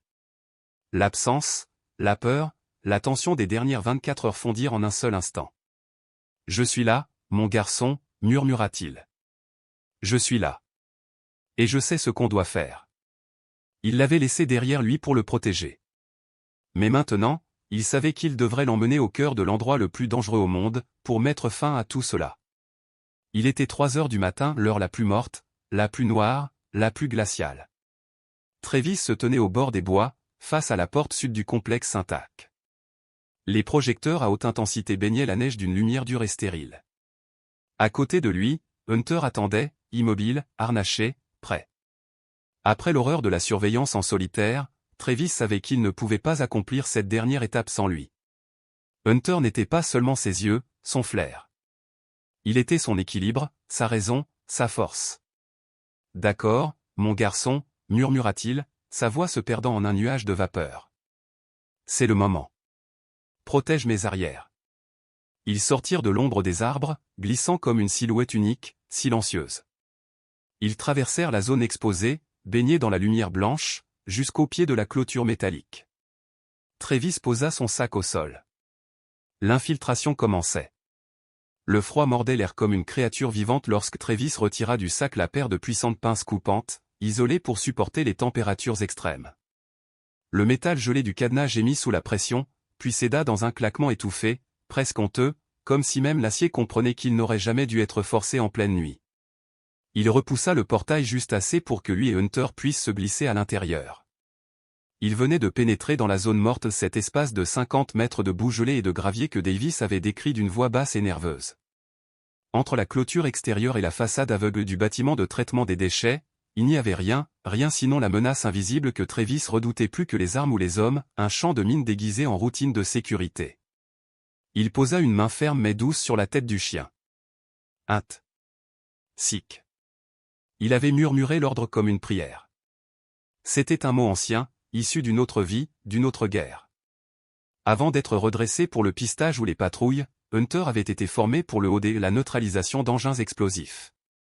Non pas à flairer l'explosif lui-même, mais à détecter l'unique trace que les bombes enterrées laissaient toujours, la terre perturbée, marquée par un geste humain. Immédiatement, Hunter abaissa la tête. Il ne chercha pas. Il analysa. Son museau frôlait presque la surface gelée, avançant millimètre par millimètre. Ses pattes se posaient avec une délicatesse que même un chat envierait, muscles tendus, chaque geste chargé d'une précision absolue. Travis le suivait, son fusil contre la poitrine, les yeux fouillant l'obscurité. Il posait ses bottes exactement dans les empreintes que Hunter laissait derrière lui, un chemin étroit, fragile, où la survie se mesurait à la précision d'un centimètre. Il faisait entièrement confiance au chien. Hunter voyait le monde par odeur, par vibrations infimes, par variations de pression dans la terre. Son museau était un instrument bien plus performant que n'importe quelle technologie humaine. Après une dizaine de mètres, Hunter s'immobilisa. Pas un son. Pas un frémissement. Son corps se figea, sa queue se coula entre ses pattes, ses oreilles pivotèrent vers l'arrière. Enfin, il s'assit. La posture était claire, alerte passive. Danger immédiat. Un frisson glacial traversa Travis. Davis avait évoqué des capteurs défectueux, des systèmes ignorés par routine. Mais il n'avait jamais dit qu'ils étaient actifs. Il s'agenouilla près du chien, l'intimant de rester immobile. Il retira son gant, la peau de ses doigts se raidissant presque instantanément sous l'assaut du froid. Il gratta doucement la croûte glacée juste devant les pattes de Hunter. Ses doigts rencontrèrent la surface parfaitement circulaire d'une plaque en plastique enterrée, un capteur de pression. « Bon chien », souffla-t-il. « Bon garçon. Trouve-moi le chemin. » Hunter se remit debout, puis dévia brusquement vers la gauche. Il avançait par petites touches, sondant le sol comme un médecin examine une plaie. 5 mètres plus loin, il serait assis. Deuxième capteur. Le cœur de Travis battait un peu plus vite. Non, ce n'était pas un secteur oublié. Ce n'était pas un système capricieux. C'était un champ de capteurs opérationnels. Les gardes devaient les ignorer simplement parce que la météo déclenchait trop de fausses alertes, et parce que l'ennui et la lassitude rendaient les hommes imprudents. Ils comptaient sur cette imprudence. Le cheminement fut une torture lente. Hunter avançait, s'arrêtait, s'asseyait. À chaque arrêt, Travis marquait mentalement l'endroit, inscrivant dans sa mémoire une cartographie invisible. Le chien dessinait une trajectoire sinueuse, presque dansante, qui serpentaient entre des points de mort potentiels. Au total, il identifia 6 capteurs enterrés. 6 pièges prêts à broyer la vie de n'importe quel intrus. Chaque fois que Hunter se posait, Travis ressentait une gratitude si intense qu'elle lui brûlait presque la gorge. Ce chien, son compagnon silencieux, était un soldat plus discipliné, plus courageux, plus précieux que bien des hommes qu'il avait autrefois commandés. Enfin, Hunter atteignit la porte métallique du bâtiment. Il renifla longuement la base, puis se retourna vers Travis avec un regard clair, aucune menace directe. Tout était silencieux. La porte était un modèle industriel classique, équipé d'un clavier électronique et d'un verrou à clé mécanique. Travis ignora le pavé numérique, trop risqué. Il sortit de sa poche un petit crochet de tension et un jeu de crochets d'ouverture. Le verrou, de qualité civile, était indigne d'une entreprise aussi secrète que Syntec. Ils avaient mis leurs ressources dans les clôtures et les capteurs, mais pas dans cette porte secondaire. Dans l'obscurité glaciale, ses doigts tremblaient légèrement, non pas de peur, mais parce que la température attaquait ses articulations. Les clics du mécanisme résonnaient faiblement, presque timides, avant qu'un dernier clic lui confirme qu'il avait gagné. Il poussa doucement la porte. Et l'odeur le frappa comme un poing. Une vague épaisse d'ozone, de cuivre brûlé, de produits chimiques agressifs, mais aussi une note plus sombre, organique, métallique, presque animale. C'était la même odeur qu'il avait repérée dans le ravin, mais ici intensifiée jusqu'à devenir suffocante. Il entra. Hunter se plaqua contre sa jambe, silencieux, mais tendu comme un arc. Travis referma derrière eux. L'obscurité les engloutit complètement. Il alluma sa lampe torche à un faisceau jaune et affaibli, presque fragile face à l'immensité glaciale du lieu. Il se trouvait dans un vaste entrepôt. Et il était rempli de cages. Pas de petites cages. Des structures massives, de véritables enclos de confinement, hauts d'au moins 3 mètres, renforcés de barres d'acier épaisses comme des poignets humains. La plupart étaient vides. Mais 2, tout au fond, étaient déformés. Les barreaux tordus comme du fil de fer, les fixations arrachées des murs de béton. Pas de crochetage. Pas de manipulation. Seulement de la force brute, colossale, presque inimaginable. C'était là que la créature avait été retenue. C'était là qu'elle s'était échappée. Mon Dieu, murmura Travis. Il s'avança, son souffle soulevant de petites volutes dans l'air glacé. Il dépassa les cages éventrées pour atteindre le coin opposé de l'entrepôt, où se trouvait un petit bureau vitré, semblable à un poste de surveillance. L'intérieur était dans un chaos complet, des papiers jonchaient le sol, une chaise renversée gisait au milieu d'une large tache sombre et séchée qui éclaboussait le mur. Du sang. Beaucoup de sang. Davis avait dit que les scientifiques étaient morts ici. Il ne mentait pas. Un ordinateur restait allumé sur le bureau, son écran affichant simplement le logo Syntec. Dans leur panique, les employés avaient fui sans verrouiller leur poste. Travis s'assit, son fusil sur ses genoux. Hunter se coucha à ses pieds, orienté vers la porte, en sentinelle parfaite. Il commença à fouiller le système. Il n'était pas un pirate informatique, mais il connaissait assez bien les structures de fichiers pour naviguer dans des dossiers internes. Il cherchait des inventaires, des registres de transfert, tout ce qui pouvait l'informer. Un répertoire attira son attention, Project Camera. À l'intérieur, un sous-dossier, Subject 07. Des dizaines de vidéos, datées et ordonnées. Il ouvrit la première. Une pièce blanche, clinique. Une créature plus petite, plus maigre, recroquevillée dans un coin. Un bras mécanique s'avançait, tenant un morceau de viande crue. La créature se repliait davantage, refusant même de regarder la nourriture. Une voix lasse, monotone, retentit hors champ. Le sujet refuse la nourriture. Protocole, initiation du stimulus de conformité. Un bourdonnement électrique strident jaillit des haut-parleurs. La créature hurla un cri déchirant, mélange de rugissement et de supplication tandis que des arcs bleutés parcouraient sa peau. Travis détourna les yeux, écœuré, et passa à la vidéo suivante. 3 mois plus tard. La créature avait grandi, ses muscles dessinant des ombres puissantes sous sa peau. Elle se trouvait dans une arène d'entraînement. Test d'acquisition de cible, annonça la même voix, imperturbable. Un drone anthropomorphe entra dans la pièce. La créature l'observa sans agressivité et curieuse, intelligente, presque paisible. Sujet non conforme. Activez le stimulus. Le hurlement électrique se répéta. La bête rugit de douleur, puis, prise d'une rage indifférenciée, se jeta sur le drone et le déchiqueta. Lorsque tout fut réduit à la ferraille, elle recula en geignant, son corps tremblant comme celui d'un animal battu. Travis sentit un goût amer dans sa bouche. C'était insoutenable. Il ouvrit le dernier fichier. Daté d'une semaine auparavant. Juste avant l'évasion. La créature était gigantesque maintenant, une masse de puissance brute et de tension nerveuse. Dans sa cage, un médecin parlait d'une voix tendue. « Docteur, je proteste. Les scanners cognitifs montrent une détresse extrême. Le sujet associe la nourriture à la douleur. Il refuse de tuer. Notez. Continuez. » La voix de l'homme était froide comme une lame. Un conduit s'ouvrit. Un porc vivant tomba dans l'enclos, couinant de terreur. La créature recula, se pressant contre le mur, détournant le regard du petit animal paniqué. Il n'attaquera pas. Il est brisé. Il n'est pas brisé, coupa l'autre voix. Il est têtu. Maximum de renforcement négatif. Le choc électrique qui s'ensuivit sembla remplir tout l'entrepôt, même depuis les haut-parleurs du bureau. La créature se tordit, hurlant, s'écorchant les griffes contre les parois d'acier dans une tentative désespérée d'échapper à la douleur.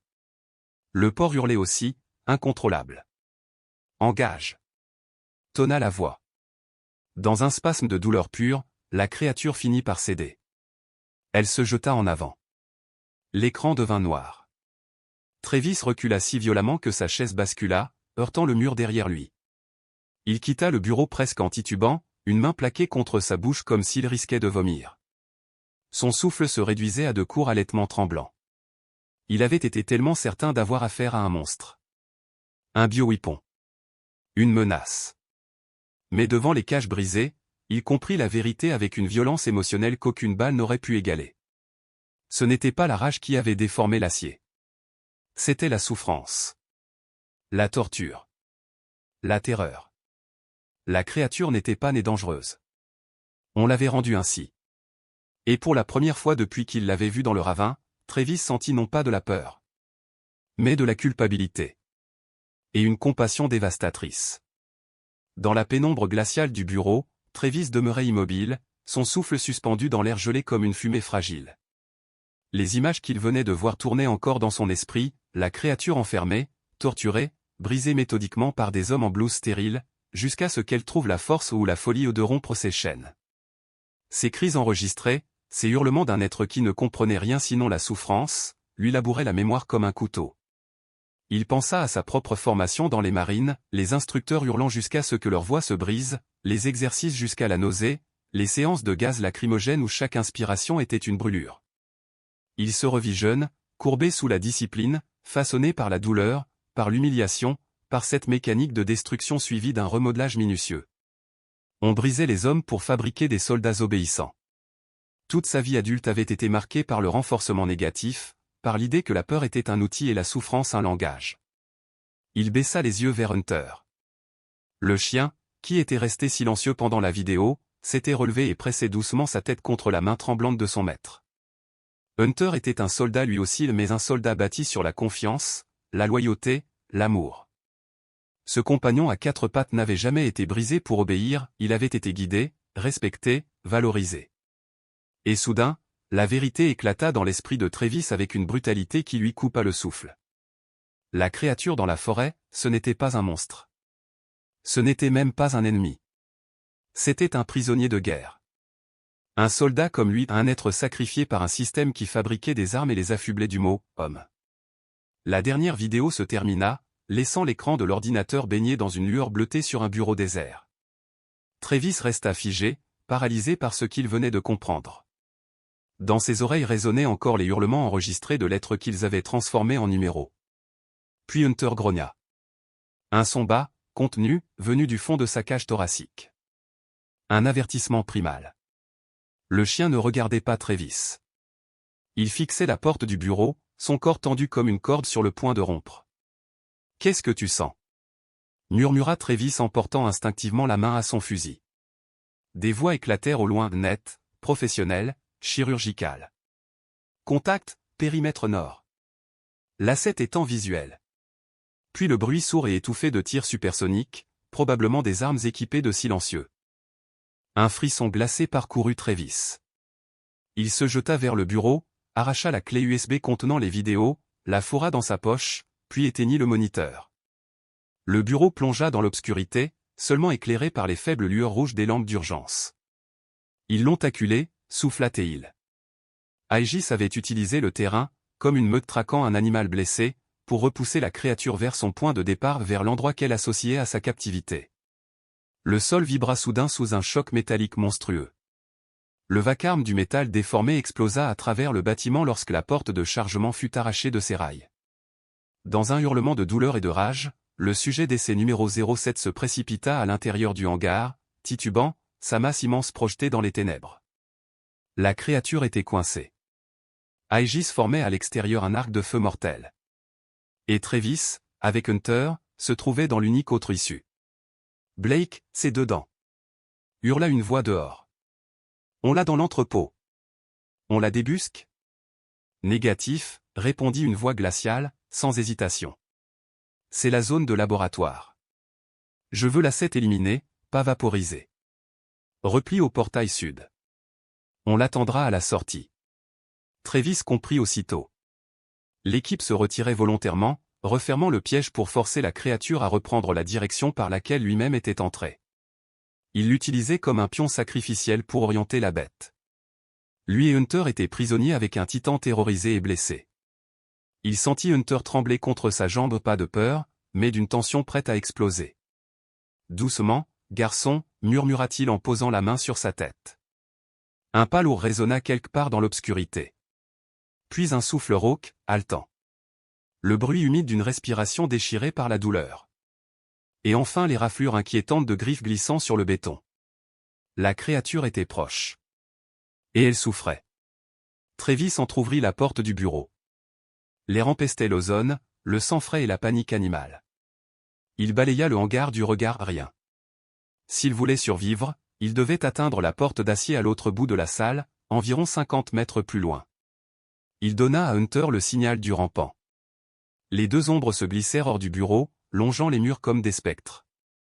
À mi-distance, Travis sentit la première bouffée d'espoir.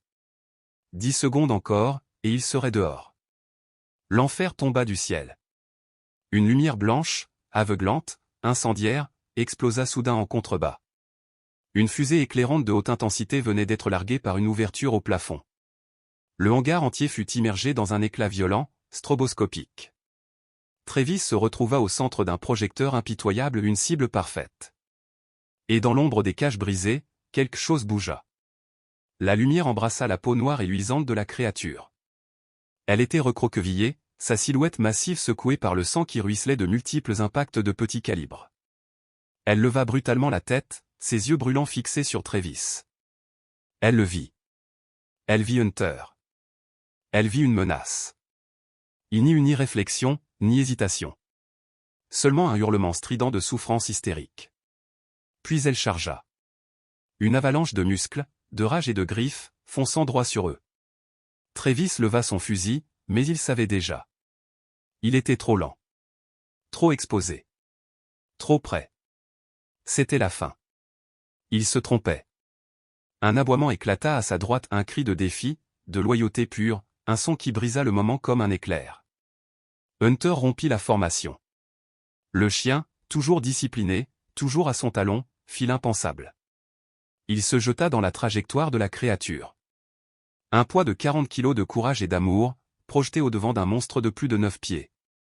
Une tentative suicidaire, insensée, mais instinctive, l'acte d'un compagnon qui refusait de regarder son maître mourir. Les crocs de Hunter se plantèrent dans l'épaule de la bête. Un accroc minuscule contre une montagne. La créature ne ralentit même pas. Dans un geste d'indifférence terrible, elle frappa le chien de son avant-bras massif. Les griffes noires, semblables à de l'acier, fendirent l'air. Le bruit qui suivit entrait Travis jusqu'à sa mort. Un cri, un gémissement aigu, perçant, arraché du fond d'un être vivant brisé. Hunter fut projeté comme une poupée, traversant la pièce sur plusieurs mètres avant de heurter de plein fouet une étagère métallique dans un fracas atroce. Il tomba au sol. Immobile. La charge reprit immédiatement. Hunter avait offert une seconde. Une seule. Mais une seconde suffisait à un marine. Le monde de Travis se vida. Plus de peur, plus de douleur, plus de pensée. Seulement la ligne claire et froide du tir. 3 détonations déchirèrent l'air, secouant le hangar. 3 éclairs. 3 impacts. Les balles ne pénétrèrent pas l'armure organique du monstre, mais la force cinétique fut colossalement suffisante pour briser sa course et le projeter de côté. Il hurla, un son guttural déchiré, puis recula. Cela suffit à déclencher la fusillade extérieure. Aegis ouvrit le feu à travers les parois du hangar, criblant l'intérieur de rafales impressionnantes. Les balles ricochaient, sifflaient, et éclataient contre les cages de métal. Acculée entre 2 tempêtes, la créature fit son unique choix possible, elle battit en retraite par l'ouverture qu'elle avait elle-même créée, disparaissant dans la nuit. Le silence retomba. Épais, sinistre. Seul persista le tintement lointain des tirs extérieurs et le bourdonnement aigu qui vrillait les oreilles de Travis. Hunter. La voix de Travis se brisa. Il courut, glissant presque sur le sang répandu, trébuchant dans l'obscurité jusqu'aux étagères où son chien avait été projeté. Sa lampe tremblait dans sa main. Non, non, non. Hunter reposait là, dans un tas informe, ses yeux entr'ouverts, sa respiration un cliquetis humide. La blessure était monstrueuse, une longue entaille ouverte, allant de la dernière côte à la hanche, béante jusqu'aux muscles, saignant à gros flots sur le béton. Travis sentit son monde imploser. C'était sa peur la plus profonde, celle qu'il avait harcelée chaque jour. La vision récurrente qui l'avait poussé à fuir sa vie précédente, à s'isoler, à reconstruire un monde minuscule autour de son compagnon. Il avait juré de protéger Hunter. Il avait bâti chaque choix autour de cette promesse. Et malgré tout, il avait amené ce chien dans une zone de guerre. Il l'avait mis en danger. Il l'avait mené à ce carnage. Son cœur se comprima au point de lui voler l'air. « Je suis désolé, mon garçon, murmura-t-il, la main tremblante, incapable d'oser toucher la fourrure tachée de sang. Je suis tellement désolé. » Le sang coulait entre ses doigts comme une vie qui lui échappait, et Travis n'osait même plus toucher la plaie. Une terreur brute serrait sa gorge, trop proche de la panique pour un homme naguère façonné par le feu et la discipline. « Je suis tellement désolé. » souffla-t-il d'une voix étranglée, incapable d'ignorer la certitude qui montait comme un cri dans son esprit, c'est lui qui avait provoqué cela. Hunter, son compagnon de combat, son ombre fidèle, laissa échapper un gémissement si faible qu'il semblait se dissoudre dans l'air glacé. C'était un son nouveau, un mélange de douleur et de confusion, un son qui transperça Travis au plus profond de lui-même. Et puis un autre bruit monta, faible d'abord, puis grandissant comme une marée qui approche, un hurlement oscillant, multiton, porté par le vent depuis la vallée. Des sirènes. Le shérif Dillon Kane. La fusillade automatique, aussi longue qu'infernale, avait fini par attirer la loi. Mais Travis n'avait plus de temps. L'équipe Aegis, prise au piège, allait entrer en mode survie. Des soldats d'élite acculés étaient la créature la plus dangereuse du monde. Ils allaient devenir plus désespérés, plus létaux, plus déterminés. Ils devaient partir. Maintenant. Il arracha son sac à dos, le laissant s'écraser au sol. Il retira sa veste en cuir, la seule barrière entre lui et le froid mordant, et l'enroula autour du torse de Hunter. La plaie était énorme, béante, terrible. Il essaya d'appliquer une pression, mais à peine ses mains touchèrent la fourrure trempée de sang que le chien hurla une plainte déchirante, aiguë comme la pointe d'un couteau. Je sais, mon grand. Je t'ai, sanglota Travis, incapable de retenir ses larmes. Il glissa ses bras sous le corps inerte du chien, soulevant les 90 livres de muscles affaiblis, de chaleur agonisante, de vie qui glissait entre ses doigts. Son ami. Son frère d'âme. Sa seule constance dans un monde qui basculait à nouveau dans la guerre. Il se redressa tant bien que mal, chancela et courut. Il courut hors du bâtiment, franchissant la porte en acier qu'il avait pénétrée quelques heures plus tôt. Il courut dans le champ de capteurs, ignorant totalement la possibilité d'être détecté.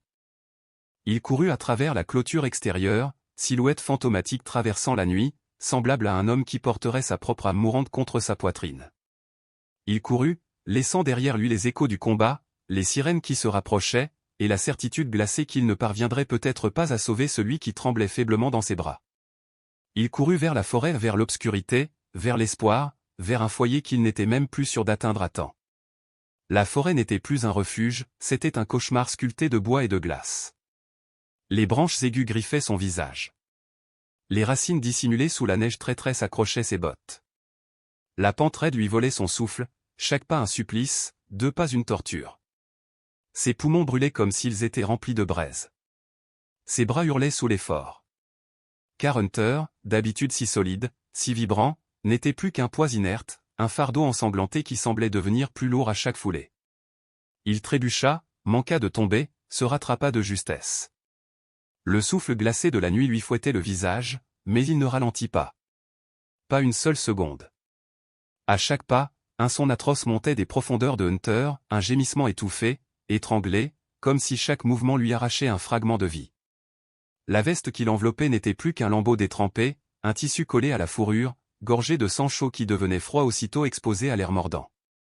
Et derrière eux, leur mort se traçait en rouge. Goutte après goutte, le sang tombait sur les feuilles gelées dans un drip, drip, drip, sinistre, comme le battement lent d'un cœur qui s'éteint. C'était un sillage éclatant, rouge criard, un véritable hurlement visuel pointant directement vers eux, une flèche de sang que n'importe quel traqueur professionnel pourrait suivre dans l'obscurité la plus noire. Les sirènes, bien que lointaines, persistaient, un cœur de métal et de vent. Elles montaient, descendaient, se répondaient entre les collines, toutes convergeant vers le complexe de Syntac. Et pour Travis, chaque hurlement était un rappel impitoyable. Le temps était compté. L'arrivée des forces de l'ordre ne ferait qu'aggraver la situation. La présence policière allait forcer les hommes d'Aegis à abandonner leur position. Une équipe d'élite livrée à elle-même, privée de son objectif initial, allait en chercher un autre, un objectif plus simple, plus urgent, plus vital. Et Travis savait, avec une certitude glaciale forgée par des années de survie et d'expérience militaire, qui deviendrait cet objectif. Lui. Le témoin. La variable incontrôlée. La seule personne à avoir vu l'asset. Il viendrait pour lui. Pour l'homme portant un chien mourant dans la nuit. Il ne pouvait pas rentrer à la cabane. Trop loin. Trop évident. C'était le premier endroit où il le chercherait, et il n'aurait aucune chance de protéger Hunter dans un lieu aussi exposé. Il lui fallait un abri proche. Un endroit sombre. Un lieu où 3 tueurs équipés de vision nocturne perdraient leur avantage. Un endroit qu'il connaissait mieux qu'eux. Alors, l'idée s'imposa, brutale, évidente. La mine de Black Rock. Un vieux site d'extraction de fer abandonné, creusé dans le flanc de la montagne. À peine un mile de là. Un réseau de tunnels, de galeries étroites, de puits oubliés. Un labyrinthe. Un tombeau. Un piège parfait. Exactement ce dont il avait besoin. Je suis désolé, mon garçon. Alta-t-il, son visage enfoui dans la fourrure de Hunter, cherchant une chaleur qui disparaissait déjà. C'est moi. C'est moi qui ai fait ça. Mais je vais réparer. Je te le jure, je vais te sauver. Ces mots n'étaient plus qu'un souffle, un serment qui lui lacérait la gorge. Enfin, il aperçut l'ouverture sombre de la mine, béante dans la montagne comme une gueule sans fond, en partie dissimulée derrière un éboulis. Il n'hésita pas. Il courut droit vers le gouffre. Et plongea dans la nuit totale. Dans le silence étouffant de la galerie de pierre, Travis attendait, le cœur battant dans un équilibre précaire entre effroi et détermination. Un souffle plus tard, Connor Blake surgit dans l'obscurité, silhouette spectrale baignée du halo verdâtre de ses lunettes de vision nocturne. Son fusil balayait l'espace avec la fluidité d'un prédateur entraîné, chaque mouvement précis, méthodique. Il repéra bientôt la forme immobile étendue sur le sol, le corps de Hunter, et sa voix grinça dans la radio, sèche et impatiente, tout ça pour un chien. Travis sortit de l'ombre. Éloigne-toi de lui, dit-il, la voix plate, vibrante de froide résolution. Blake pivota aussitôt, son arme braquée sur lui comme si l'obscurité elle-même lui obéissait. 20 pieds les séparaient, une distance à la fois infime et mortelle. Une tension brute emplissait la grotte, un duel suspendu dans le souffle minéral de la montagne. Te voilà donc, ricana Blake. Son ton n'était ni surpris ni impressionné, presque amusé. Sergent Travis Hunt. Force Recon. Fallujah. Ramadi. Bon dossier, jusqu'à ce que ça ne le soit plus. On a dit que t'avais viré natif. Travis resta silencieux, son fusil parfaitement stable dans ses mains meurtries. Blake esquissa un pas en avant, comme un loup assuré de sa domination. Regarde-toi, continua-t-il avec un dédain venimeux. Rouler dans la boue, caché dans la nuit, à moitié vidé de ton sang, pour un animal. Il émit un rire bref, tranchant comme une lame froide. Tu es comme moi, Int. On est pareil. Deux chiens de guerre. Deux tueurs dressés pour mordre quand on nous le dit. Sauf que moi, je sais ce que je suis. Moi, je suis payé pour ça. Toi, tu te caches derrière un drapeau. Ou derrière 90 livres de fourrure. Les mots percutèrent Travis comme un souffle glacial. Ils étaient précis. Dangereusement justes. Il était un soldat. Un homme façonné pour la violence, brisé puis reconstruit pour servir. Et il avait entraîné Hunter dans ce monde. Un frisson de doute fissura son esprit déjà fatigué. Puis, du sol, un son fragile monta, un grondement faible, humide, presque étouffé. Hunter essayait de redresser la tête. Malgré son flanc ravagé, malgré la douleur qui lacérait son corps, le chien tentait encore de protéger son maître. Cette seule manifestation, cet ultime geste de fidélité, fit exploser le voile toxique que les mots de Blake avaient déposé sur le cœur de Travis. Se sont réparés quelque chose en lui, un lien plus profond que n'importe quel serment militaire, quelque chose de simple et de sacré. Il releva les yeux vers Blake, et ce qu'il vit ne lui inspira plus ni trouble ni doute, seulement un outil détraqué, une machine humaine conçue pour détruire. Non, dit Travis. Sa voix gronda comme un orage lointain. On n'est pas pareil. Il sortit complètement de l'ombre, fusil calé contre son épaule, chaque muscle ancré dans une clarté nouvelle. Les mots résonnèrent entre les parois de pierre, je sais ce que je protège. Blake eut un rire bref, méprisant. De grandes paroles. Mais tu restes juste un homme dans une grotte, et ton temps est écoulé. Il se tendit, prêt à tirer. Il était plus jeune, plus rapide, mieux équipé. Travis savait qu'il perdrait la course au tir. Mais Blake n'en eut jamais l'occasion. Un rugissement monstrueux déchira le tunnel, un son si profond et puissant qu'il semblait arracher les pierres elles-mêmes. Une masse noire s'engouffra dans le passage, chancelante mais implacable, le sujet d'essai 07. Blessé par Travis, traqué par Aegis, torturé depuis sa naissance, il avait retrouvé l'un de ses bourreaux. Blake réagit avec un automatisme parfait, pivotant pour tirer une rafale de 3 balles dans la tête du monstre. Le bruit étouffé résonna comme un souffle métallique. Aucun effet. La créature possédait un crâne blindé. Elle percuta Blake avec la force d'un véhicule lancé à pleine vitesse. Travis, derrière ses lunettes de vision nocturne, vit le soldat soulevé du sol comme un fétu de paille. Le choc écrasa l'armure haute technologie dans un grincement atroce.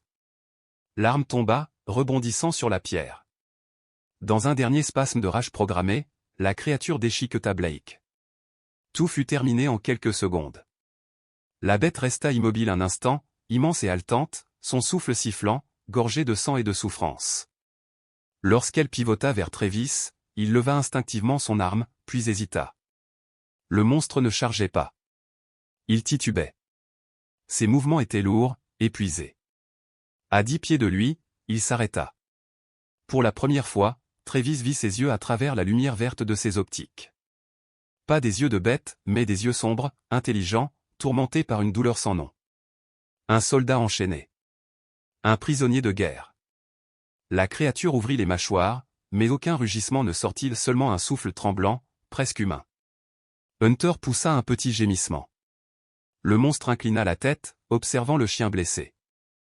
Dans ce regard, Travis devina ou imagina une reconnaissance, une lueur de fraternité dans la douleur. Il leva son arme.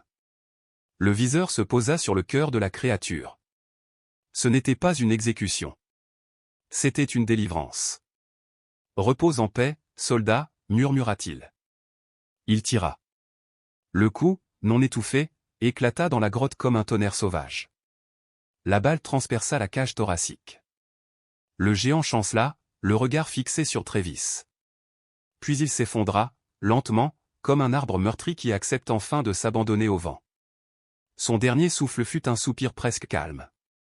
Le silence qui suivit était absolu. Travis laissa tomber son fusil contre sa cuisse. Il tremblait. Il respira profondément, puis arracha ses lunettes de vision nocturne, laissant la lumière crue de sa lampe torche ramener un peu d'humanité dans la scène. Il se précipita vers Hunter. Le chien respirait encore. Faiblement, mais il respirait. Le bandage grossier, imbibé de sang, tenait bon. Jetez, mon garçon. Jetez, sanglota-t-il en posant une main sur la tête du chien. Le reste, Travis l'exécuta comme un soldat en mission. Il récupéra la tablette tactique, la radio de Blake, désarma les 2 autres opérateurs encore vivants. Puis il appela le shérif Kane voix basse mais autoritaire pour demander une évacuation médicale. Enfin, il contacta un numéro qu'il n'avait jamais supprimé. La voix de Marilyn Shaw décrocha au premier son. Claire, vive, comme un éclat de lumière dans le chaos. Travis ? Mon Dieu, je n'ai plus eu de nouvelles depuis 2018. Où es-tu ? Idaho, dit-il en fermant les yeux un instant. Et j'ai une histoire. Une sacrée histoire. Project Shimra. Syntax Dynamics. Je t'envoie tout. Elle comprit immédiatement la gravité. Envoie. Et dis-moi si tu es en sécurité. Travis regarda Hunter. Pas encore. Mais j'y travaille. Astérisque astérisque. Des semaines plus tard, la neige s'était empilée contre les fenêtres du refuge, engloutissant presque la petite cabane sous son manteau blanc.